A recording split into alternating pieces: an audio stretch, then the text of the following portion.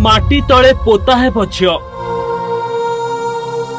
आज गेल बसरिया झियो माटी तले समाधि नहीं जीव। झियो को मने पकाई कांदुछंती समस्ते।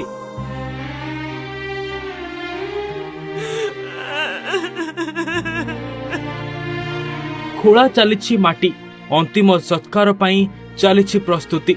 मार कोଳରେ गेल हेउथिबा झियो आजी माटी तले समाधि नहीं जीव। जो झियो हस खुशी रे घर पोती पकाउथिला से झियो एबे निजे माटी रे पोती हेबाकु जाउछि। खोला चलती तर अंतिम संस्कार करिया भाई। दुख लागुथि। दुख तो समस्त निर्माण ही जाइछन्ती। समस्त आशा थिला दिन दिन फेरी बसे बोल फेरीबो भाई बेला।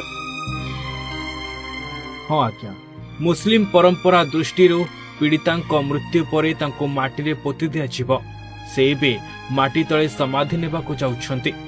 घर पाखरे खाल खोला चली।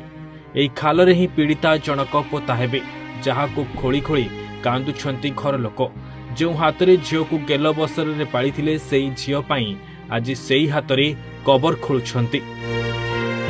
टिके ही दृश्य को देखंतु। मृत झियो मापरे खोला चली माटी। एई खाल रे पोता हेबे मृत पीड़िता। शेष विदाई तांकु एइठारे ही दियाजिव। सूचना मुताबिक बळंगा पीड़ितांकर अचानक मृत्यु हो जाइछि। भल होई आसुथिबा पीड़ितांकर देह अचानक खराब हो जाइथिला। पोड़ा घारु बोही चलीथिला नशा। बिल्कुल भी नशा बंद हेबा थमु नथिला। देहरे जोरर खई फुटुथिला जहा फଳରେ शनिवार संध्यारे तांकर मृत्यु होइगला।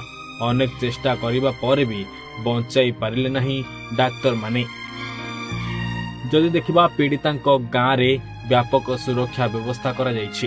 पुलिस मुतयन होइछन्ति पीड़ितांक गाँ रे जेमिति कौनसी प्रकार अप्रीतिकर परिस्थिति देखा नछिबो सेथिपाई ध्यान दैछन्ति स्थानीय प्रशासन। सेपटे दिल्ली एम्स मृत पीड़ितांकर शव व्यवच्छेद हेबा परे राति रे आसीपारे मृतदेह। पिपिलिरु राजकिशोरଙ୍କ सहित भुवनेश्वर देवाशिष रिपोर्ट ओडिशा भास्कर। जातक विचार एवं गृहर वास्तु जनित समस्यार समाधान पाई जोगाजोग करंतु ज्योतिर्विद वास्तुविद श्री मानस चंद्र नायक। जोगाजोग करंतु 9438481748।